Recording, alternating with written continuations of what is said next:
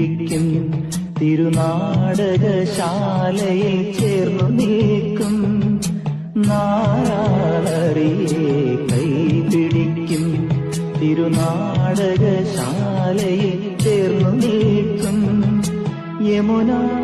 നദിയായി കുളിരലയിളകും നിലവിൽ അമ്പലപ്പുഴി ഉണ്ണിക്കണ്ണനോടു നീ എന്തു പരിഭവം മെല്ലെ ഓടി വന്നുവോ